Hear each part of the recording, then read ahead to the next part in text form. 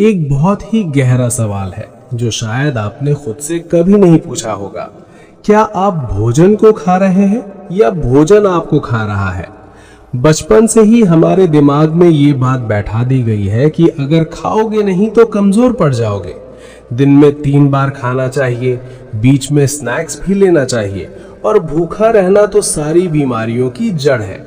लेकिन क्या आपने कभी इस बात पर गौर किया है कि इंसानी इतिहास में आज हम सबसे ज्यादा खाना खा रहे हैं, फिर भी सबसे ज्यादा बीमार हम ही हैं? जरा सोचिए, डायबिटीज, मोटापा, थायराइड, फैटी लिवर और हाई ब्लड प्रेशर जैसी बीमारियां जंगल के जानवरों को क्यों नहीं होती? वे तो कभी डॉक्टर के पास नहीं जाते, ना ही कोई मल्टीविटामिन खाते हैं। ऐसा इसलिए है क्योंकि वे तभी खाते हैं जब उन्हें सच में भूख लगती है, घड़ी देखकर नहीं। आज का इंसान घड़ी देखकर, कैलेंडर देखकर और टीवी के विज्ञापन देखकर खाता है। वो अपने शरीर की आवाज सुनना भूल गया है और यहीं से सारी समस्याओं की शुरुआत होती है। हमने भोजन करने को तो अपना धर्म बना लिया, लेकिन उसे पचाने की प्रक्रिया को ही भूल गए। वीडियो शुरू करने से पहले एक जरूरी डिस्क्लेमर। ये वीडियो प्राचीन भारतीय ग्रंथों, वैज्ञानिक शोधों, मनोविज्ञान और आध्यात्मिक मान्यताओं पर आधारित है।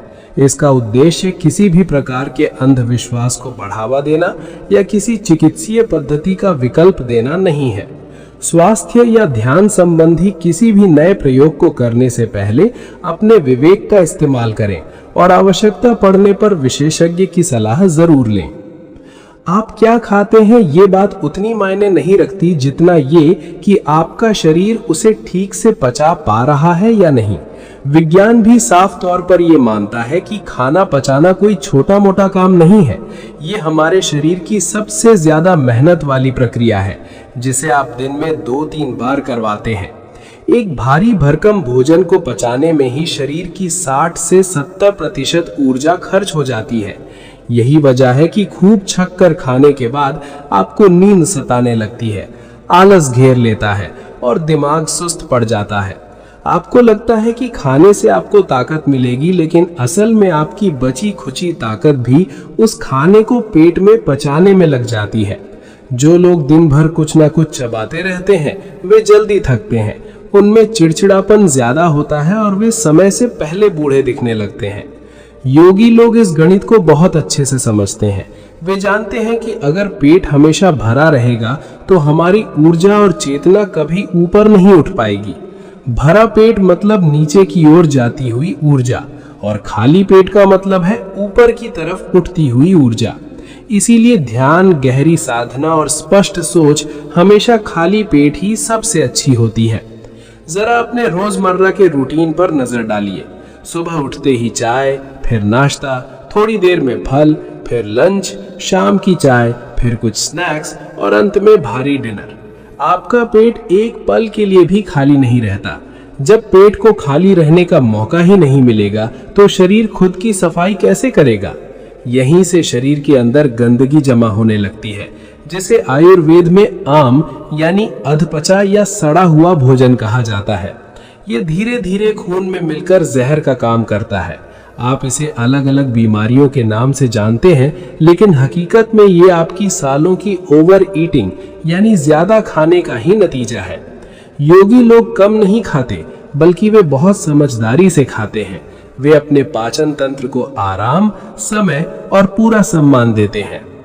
अब उस आधुनिक विज्ञान की बात करते हैं जिसे दुनिया अब जाकर समझ रही है, जबकि हमारे योगी इसे हजारों सालों से जानते थे। इस प्रक्रिया का नाम है ऑटोफेजी।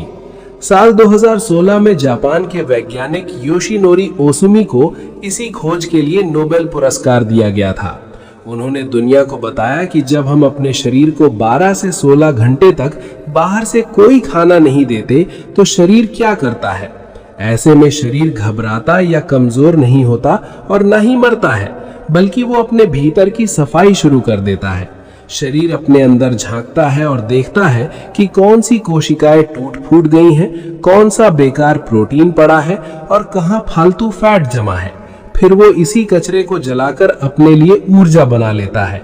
इसी का नाम है ऑटोफेजी यानी खुद की सफाई।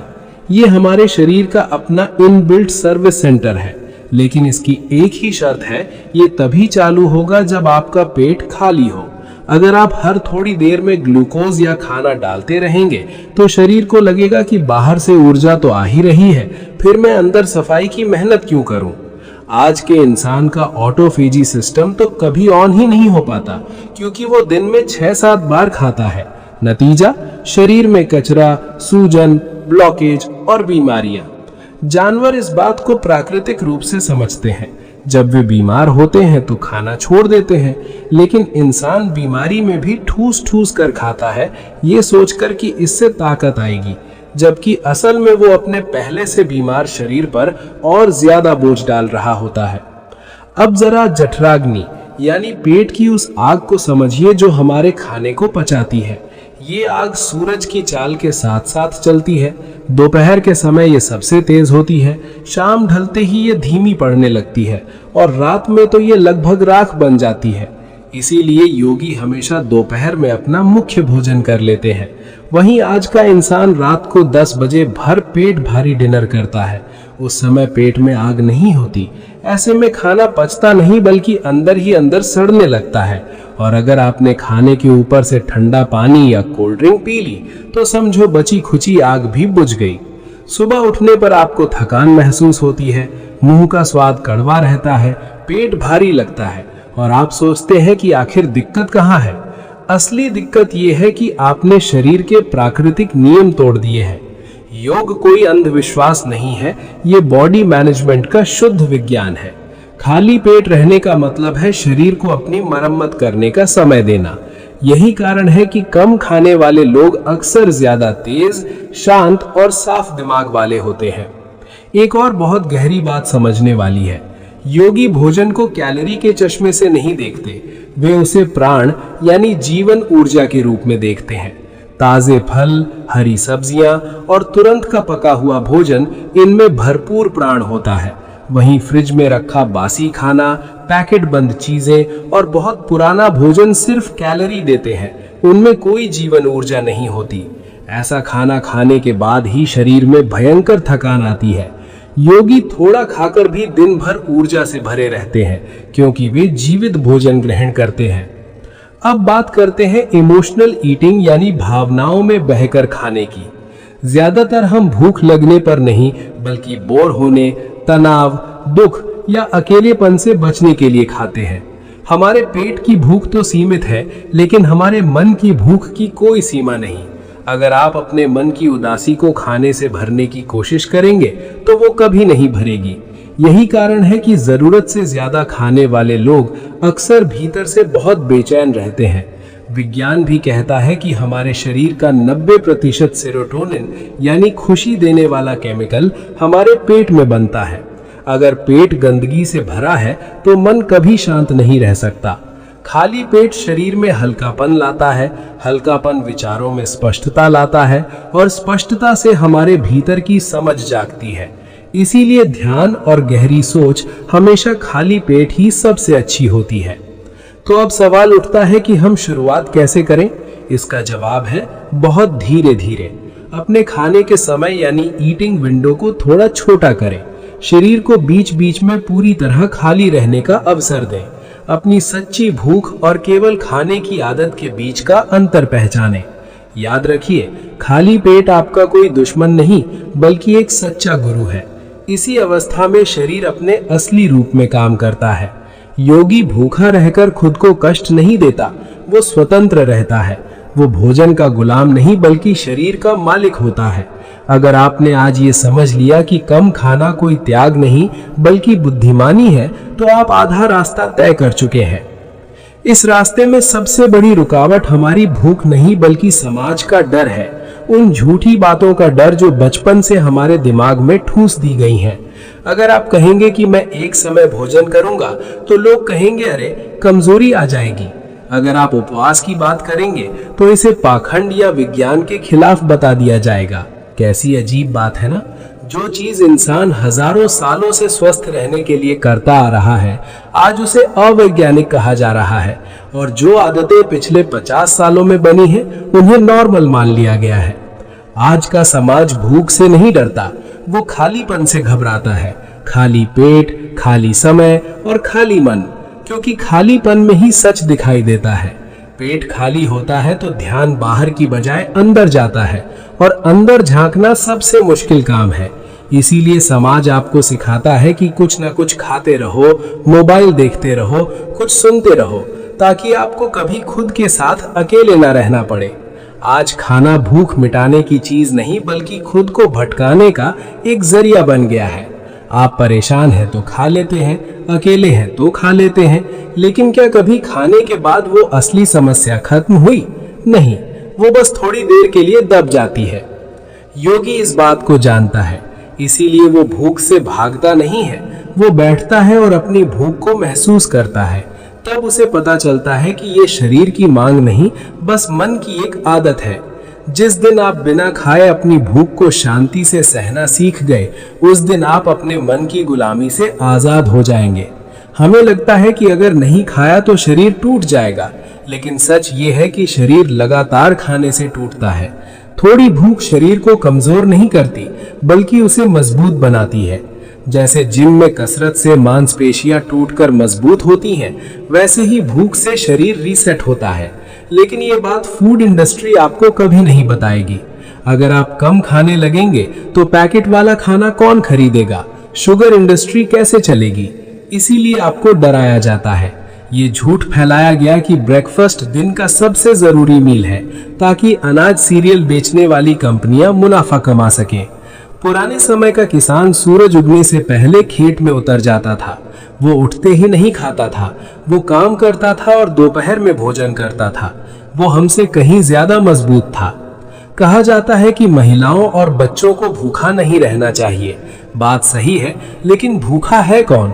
अगर शरीर को सच में भूख है तो खाना चाहिए, लेकिन अगर सिर्फ आदत के कारण खा रहे हैं तो क्या जबरदस्ती ठूसना जरूरी है?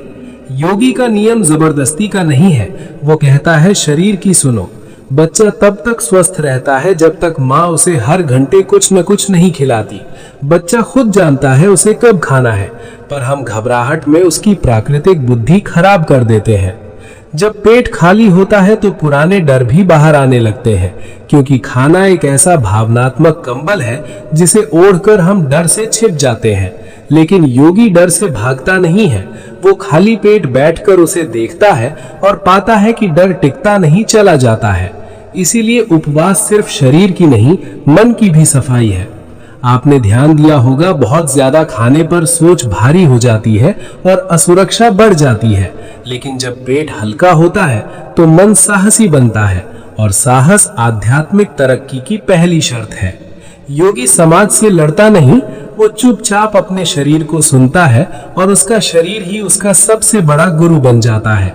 भूख कोई दुश्मन नहीं, एक संदेश है, और जो इसे समझ गया उसे किसी दवा की जरूरत नहीं पड़ती। योग का लक्ष्य सिर्फ बीमारियों से बचना नहीं है, इसका लक्ष्य है लंबी उम्र के साथ साथ एक स्पष्ट चेतना। आज लोग 80 साल जीना। योग का लक्ष्य सिर्फ बीमारियों से बचना नहीं है, इसका लक्ष्य है लंबी उम्र के साथ साथ एक स्पष्ट चेतना। आज लोग 80 साल जीना चाहते हैं, लेकिन आधी जिंदगी दवाओं और थकान में गुजारते हैं। योगी 100 साल जीना चाहता है, लेकिन पूरी चेतना के साथ। नियम सीधा है, शरीर खाना पचाने में जितनी कम ऊर्जा खर्च करेगा, उतनी ही ऊर्जा चेतना के लिए बचेगी। इसलिए योगी कम और सरल भोजन करता है। हम सोचते हैं हम शरीर हैं, लेकिन योग कहता है शरीर एक वाहन है।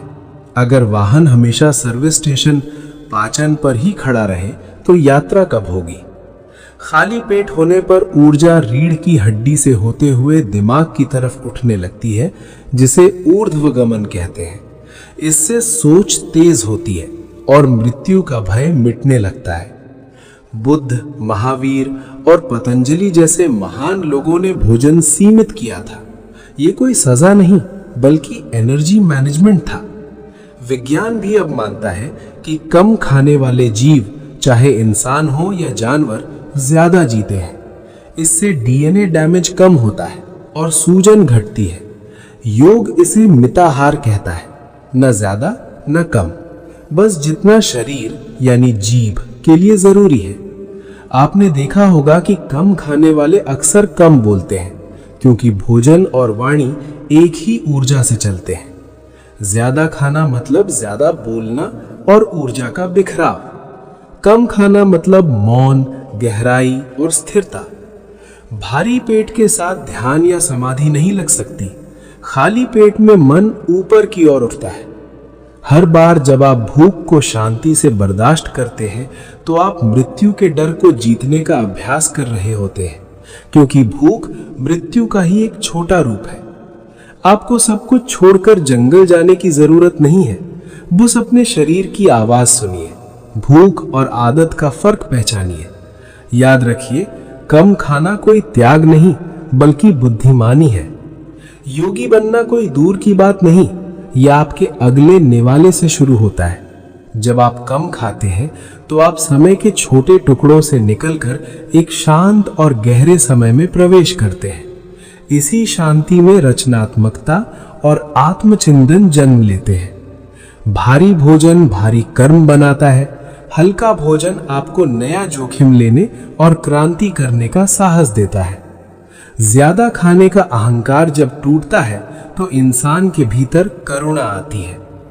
आने वाला समय दवाओं का नहीं, अनुशासन का होगा। डॉक्टर आपको ज्यादा दवा नहीं बल्कि कम खाने की सलाह देंगे। भोजन से स्वतंत्रता का मतलब भोजन छोड़ना नहीं बल्कि उसके बिना भी शांत रह पाना और मिलने पर कृतज्ञ होना है। अगली बार जब भूख लगे तो घड़ी या मोबाइल मत देखिए, सीधे रसोई में मत भागिए। बस 2 मिनट बैठिए और भूख को महसूस कीजिए। अक्सर वो खुद चली जाएगी, और अगर ना जाए तो शांति से खाइए। जो अपने पेट का मालिक है वो अपने जीवन का मालिक है। इस पूरी बात का सार सिर्फ इतना है, जीने के लिए खाओ, खाने के लिए मत जियो। जब आप ऐसा करते हैं तो समय धीरे चलने लगता है, नींद बहुत गहरी और अच्छी आने लगती है और आप खुद से जुड़ जाते हैं। मुझे आशा है कि ये लाभप्रद जानकारी आपके जीवन में बहुत मददगार होगी। और हाँ, यदि आप इस चैनल पर नए हैं तो इसे लाइक और सब्सक्राइब करना बिल्कुल ना भूलें, और अपने मित्रों यारों को शेयर करना ना भूलें, जिससे वे भी लाभान्वित हों। मित्रों, फिर मिलते हैं एक नए ज्ञानपरक वीडियो के साथ। तब तक अपना ख्याल रखिए।